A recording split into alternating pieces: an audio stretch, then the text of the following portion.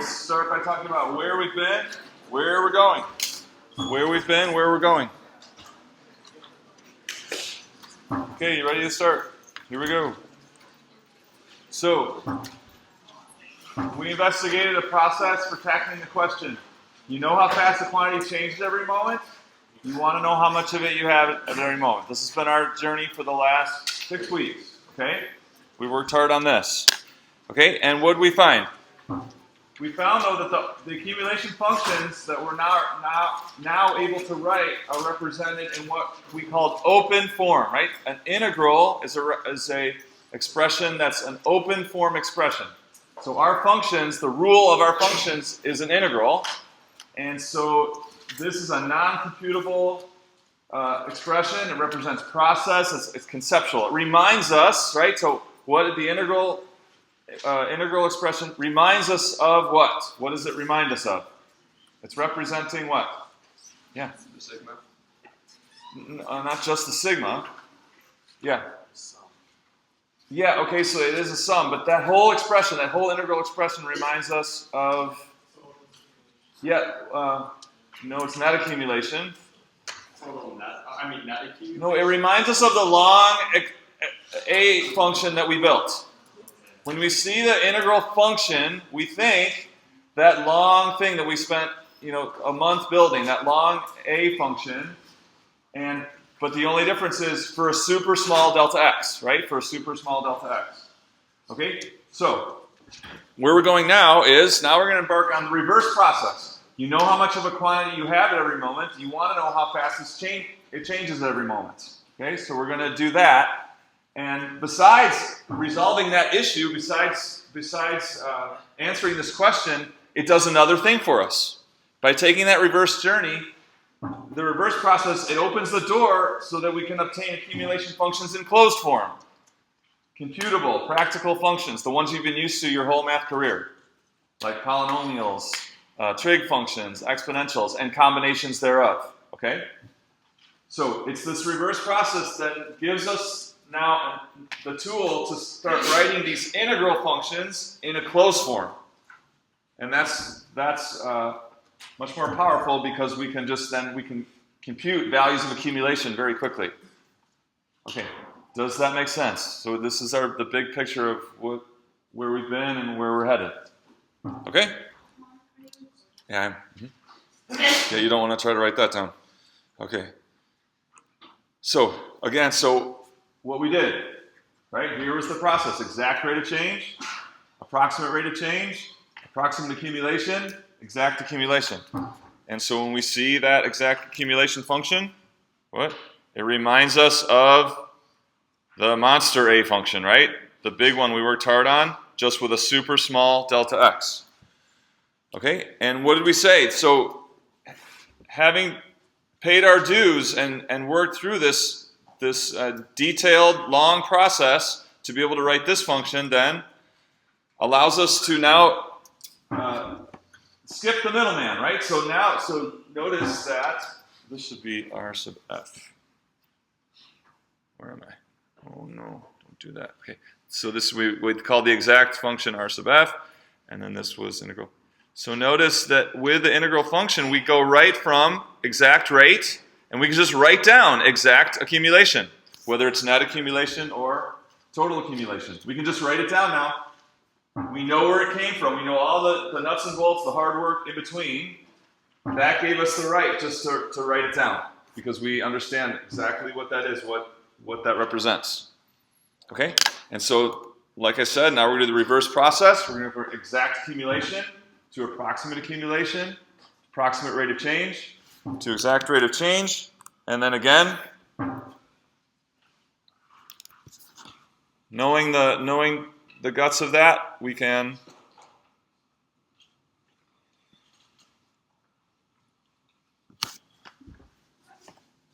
knowing how to get there will allow us to kind of streamline that and skip over the middleman, but we have to know what's going on in between in order to do that. Okay, so the reverse process. let's talk about area of a square. So area of a square, what kind of function is that? Is that a rate of change? F of x equals x now, what is the side length of a square? Is that a rate of change function or an accumulation function? Accumulation. Okay. Have you thought, so in your history of math, when you saw area equals side squared, x squared, did you think about it as an accumulation function? What did you think? You thought of it more just as, given a side length, it gives you what?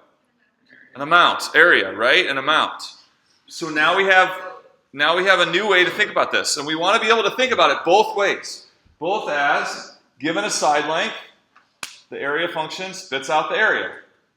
That's kind of the perspective of amount. Okay? But now we've come to a new perspective of accumulation. That what? As side length grows in little amounts, area likewise grows in little amounts.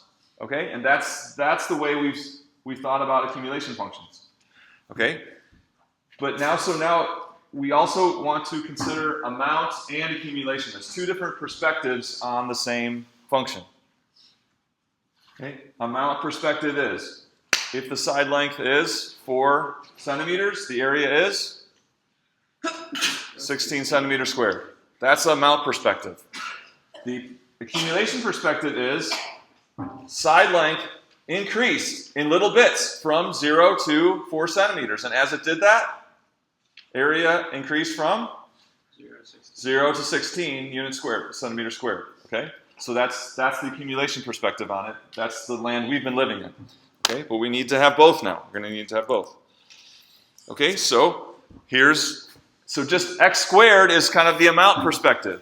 And then our accumulation function, right? So if we can think about it as an amount accumulated, then we can write it as an integral, right? We can write it as the integral of 0 to x of the rate, what? The rate of the area of the square as it grows, right? So the rate of change of the area with respect to side length.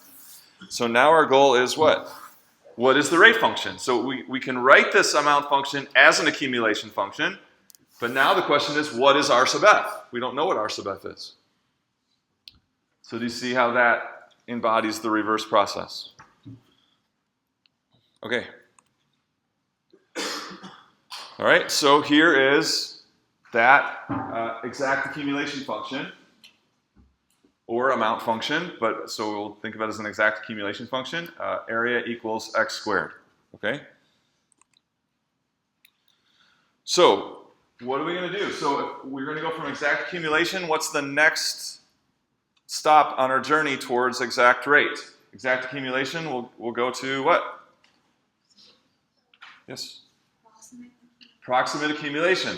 So what kind of function pretends to be an exact accumulation or amount function, but with constant rates of change? So if we were to sketch a function that's pretending to be that one with constant rates of change, what would it look like? I want everyone to sketch what you think. Sketch what you think an approximate accumulation function would look like. One that's trying to pretend to be like this, but with constant rates of change.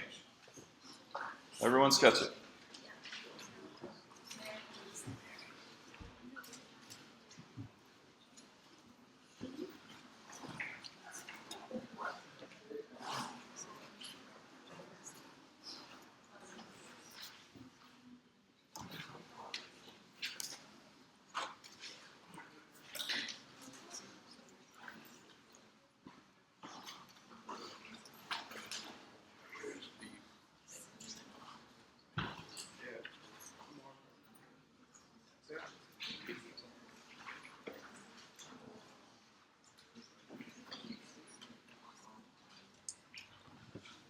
Okay, did you come up with something? At very least a visual image. Okay, what about this? Is this it? No. How many people say yes? How many people say no? Oh, there were lots of no's. Oh, good. So why isn't this right? Why doesn't this, is it Leanne? Is that right? Caleb. When you mimic it for a constant rate of change, you're going to use the piecewise linear. Okay, right. So our approximate accumulation is piecewise linear. But so why doesn't this work? Robert. Because each of those lines represents no rate of change. Okay, good. So if we're talking on an accumulation function here, what is the rate of change here from 1 to 1.5 along that line? What is that rate of change? 0. That would be a rate of change equal to 0. Do you see that? Because this isn't rate of change here. This is amount accumulated, right? This is amount accumulated. So if from 1 to 1.5 you have no amount accumulated, that's a rate of change of 0. What about this one? 0. 0. Etc. All these horizontal lines are representing a 0 rate of change because that axis over there is not a rate of change value, it's amount accumulated. Okay? So what would, if we use that, what would we get for a rate of change function? 0. It would just be 0 everywhere. Okay? And we know that's not right. Okay? So the rate of change here of the area of the square is not 0. It's in fact increasing, right? The rate of change is increasing. The area grows faster and faster for a larger side length as the side length gets larger.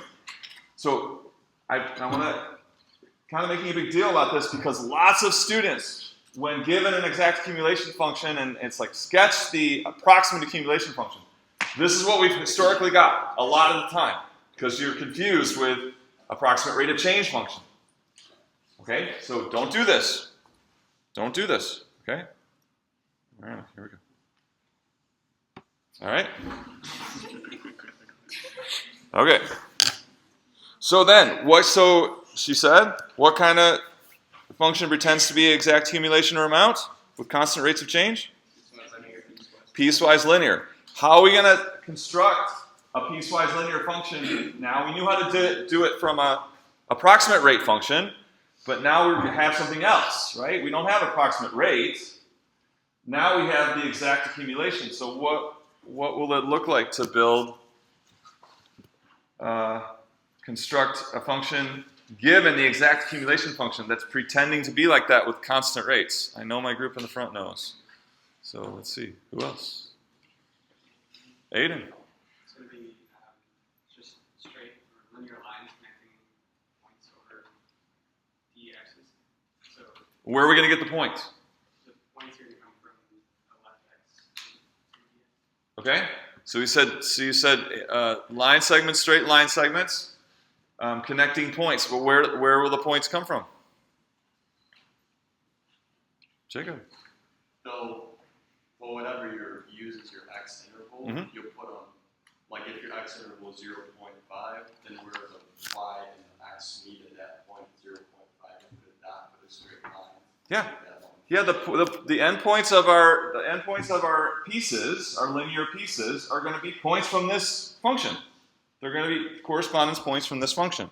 All right, so we're going to do a piecewise linear function with line segments whose endpoints are on the curve. Right? They're going to be places we know we know exactly what the accumulation is for that given value of the independent variable. So it looks like here's for delta x of 1. So for delta x of 1, our approximate accumulation function is going to look like that. We're going to get the point off the exact accumulation function, and then we're going to join those points with linear segments or constant rates, right? And so do you see how that blue function is like trying to be like the exact accumulation function, but with constant rates of change? Linear, right? Linear. Okay, so constant rate there, constant rate over each interval, its own constant rate. Okay, and then we're going to think about, we want a better approximation. How are we going to get a better approximation? So this is a softball question right here in the tank. How am I going to get a better approximation for the exact accumulation function? smaller intervals. Yeah, smaller intervals. So smaller intervals. So now with intervals of 0.5, suddenly our segments are doing a pretty good job of pretending to be that exact accumulation function. There's barely any daylight between the blue segments and the red exact curve. Okay? So that's going from approximate to becoming more exact is the same principle as we saw before, smaller intervals. But we still have a constant rate of change over each interval. We just have more of them now. Okay, so you've got the area function to get, we can get exact correspondence points from our accumulation point function. So this generates, right? Correspondence points of what? Independent variable is? What's the independent variable here?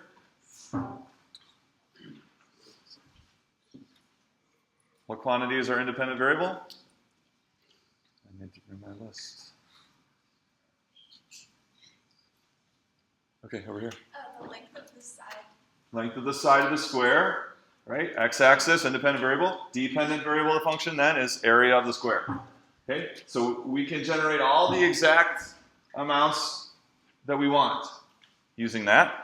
And so then what we want to do is we want to write the exact accumulation function. Can we write this piecewise? We've done it before, but just now we have, we're given something different. We're not given the constant rates, right? What we have is any point that we want off the exact accumulation function. Any correspondence we want by just using the function. Okay, so in each interval, the linear piece achieves the same change in y as the function does, right? So in, say, from 1 to 1.5, this would be our third piece. The change in y that the linear piece achieves is the same as the change in y that the function achieves, or the change in area. Okay, can you do this? Can you write out what the approximate accumulation function would be? Can we apply what we've learned from before? So we're going to do it piecewise, just like we started. We started piecewise before. We're going to start again piecewise. Okay? Go.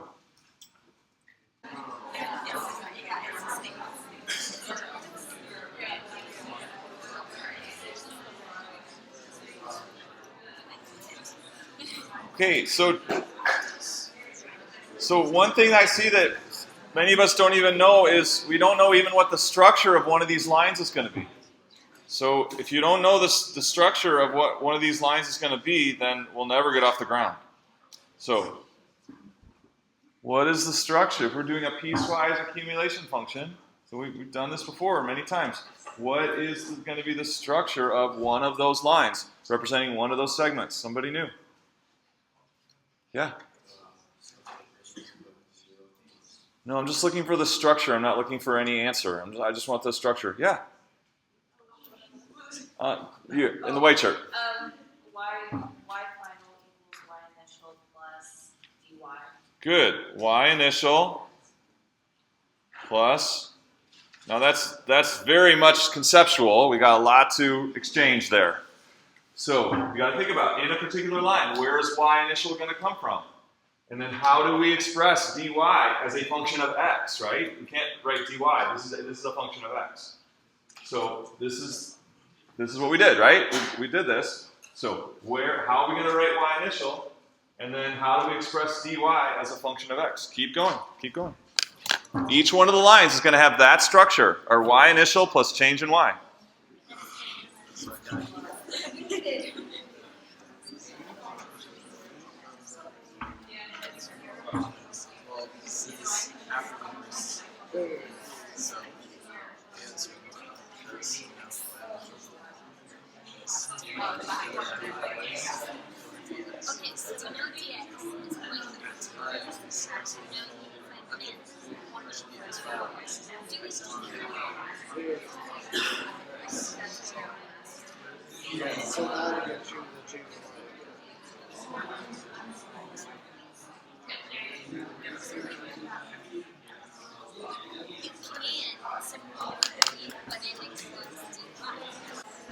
So let's do the third line. Let's do the third line. We said the structure. So the third line is going to be x from 1 to 1.5.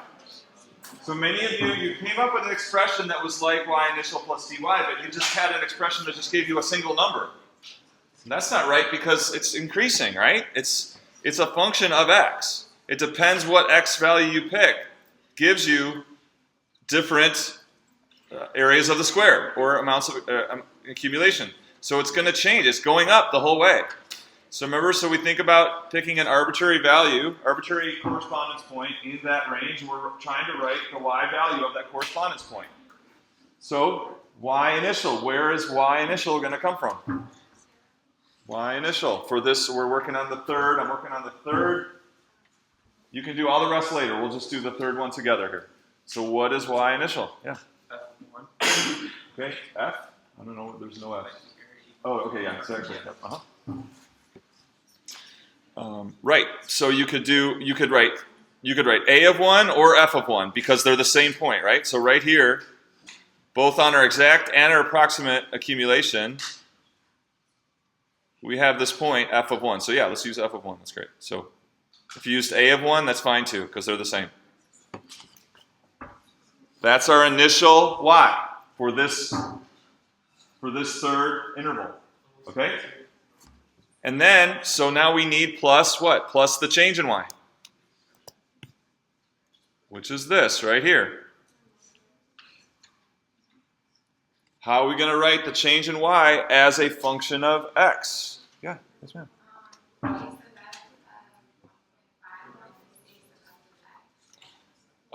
Yeah, then that all just cancels out to a sub x, right? If I put that in, right, then your f of 1's cancel, and I just left with a of x. So I need to write it using our, how do we express dy? Yeah, right? Okay, so we need m dx. So let's start with dx. What is dx? X minus 1. Dx is how far we've made it in the current interval, right? So what is dx? X minus 1. X, here's our current x value, whatever that is, minus what? 1. Okay? And what is m? What is m? Or how can I get it? What is m, or how can I get it? Somebody knew. Yes, sir? dy over dx. Okay, and so what is it, right? So we need the number, right? We've got all the information. We need the value because we want to write this function. So how do you know how I can compute that? Okay, so Yeah. it would be y final minus y initial Good. over x final minus. Good. And how am I going to get those? So it's a of 1.5. Not okay. 1.5. F of good. F of 1.5. Minus f of 1. Good. Over 1.5. Right. We're going to use our correspondence points at the ends of the. We know those are right, and that's what's adjoining that, or the endpoints of that segment. So we're going to do f of 1.5 minus f of 1, the change in y. How much does y change in that interval over the change in x? And we know that we can get that value, right? Because we have the actual function. We have the y values of those correspondence points. I think is this 1.25 over 0.5? Which is that 2.5? 2.25. Right here. I think is it 2.5? Divide by a half, it's multiplying by 2. Somebody had that before I wrote it. Yes? Okay, so that does it. Y initial is how much accumulation we had up to that, starting at that interval, which is just f of 1. Plus the constant rate for that interval times the change for any x value in that interval. That constant rate is 2.5 times x minus 1. Gives us the third leg of that for 1 to 1.5. Okay, so it's review except for the information that we had to build it, right? So everything's review except we started with different information now. The information we have is now the endpoints. Rather than the constant rate, which we had before, now we're doing the same thing, but we're building from the endpoints. Why? Because those endpoints represent our knowing the exact accumulation rather than knowing rate of change. So knowing something about the exact accumulation, then we're building the same thing though, y initial, starting y, plus change in y, which is m dx. Anybody have a question? So you can finish this on your own, okay? Finish it, do all four, for all four legs on your own. Anybody have a question about that? Okay, but now we want to do it generally. Again, we want to write it. One second here.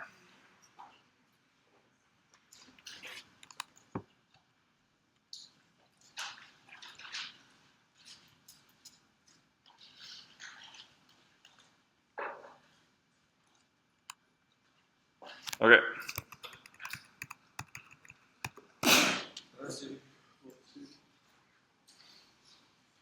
All right, so we're writing the approximate accumulation and rate functions. We want to do these now in one expression each. One expression each, right? So we just reviewed the idea of writing the approximate accumulation function as piecewise. Okay? But we want to do these with one rule each. Okay? So what kind of function is this? Let's just review, make sure we got our bearing straight. What kind of function is displayed by the red curve, f? What kind of function are we imagining that to be? Exact accumulation. Okay, now we have this other perspective of it, exact amount. Okay? It's exact accumulation, or exact amount. What function is displayed by the blue graph of linear segments, the one we're calling A? Approximate accumulation, okay? So, for every x value, we want the associated constant rate for the current interval. Okay, so now what we're going to work on is we're going to work on the approximate rate function. Approximate rate function based on that A. So we just did that A function piecewise. Now let's do we can do the associated constant rate function, but we're going to do it in one line. We've got the tools to do it in one line.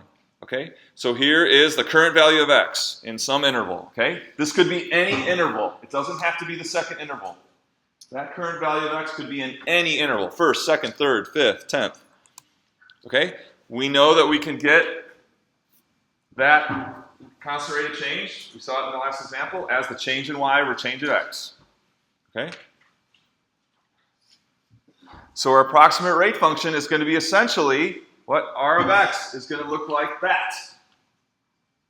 Basically, that's what it's going to look like. R of x is going to look like, it's going to have that structure. It's going to have the change in y over the change in x. Okay, so there's our change in x. There's our change in y for the current interval. Again, this doesn't have to be the second interval. It could be the third, it could be the 8th, it could be the 20th. This is true. What we're looking at is all true for every interval. Whatever the current value of x is, whatever interval the current value of x is in, that's the one we're talking about. So, for any interval, can we write that rate of change of that constant rate of change represented by that blue segment? Okay, so we need to know the value, we need to know the coordinates of that point and the coordinates of that point. If we have the correspondence point for the start of the current interval and the end of the current interval, then we got it. Then we can write our R function in this with this structure, and we know it gives us the rate. Okay, so can we write those correspondence points? Again, this could be any interval. It's not necessarily the second interval. So can you write those correspondence points and then subsequently write what the R function is? Think about it. We have exactly what we need to do this. Remember what we've learned. Okay, go.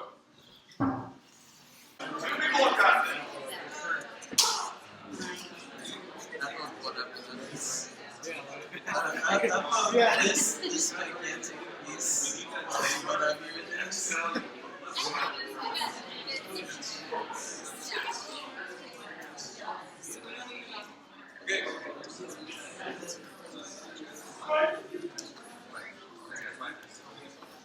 Okay, so some of us started to get it there.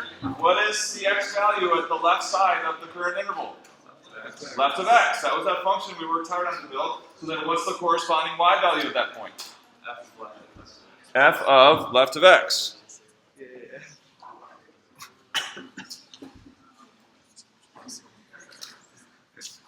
Remember, this is any interval, and that's what left of x does. It gives for any interval that we're in. It gives us the x value to the left side.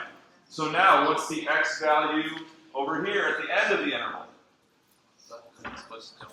Left of x plus an additional delta x. And then what's the corresponding y value? F of that, right? F of that. So we've got left x plus delta x, and then f of that. So then we can write what? We can write the approximate rate function, what? As the expression of change in y over change in x.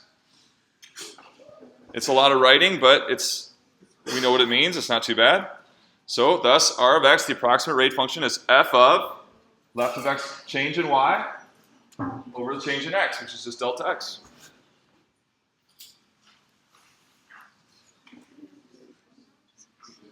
Should make sense. See how fast the reverse process is going?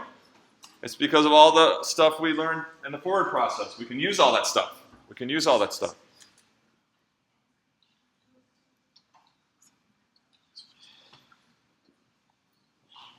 Okay, so then we'll leave this. So now that you have the rate function, we can write a function. So it's a little bit backwards, right? It's a little bit backwards. We kind of jump to the approximate rate in order to come back and write approximate accumulation. That's kind of the nature of this reverse thing. To write approximate accumulation, we need the rate. So can you write that rate as a one-line deal now? Okay, thinking about how we did it piecewise, can we write it as a one-line deal? That will be part of additional homework for Wednesday. So this.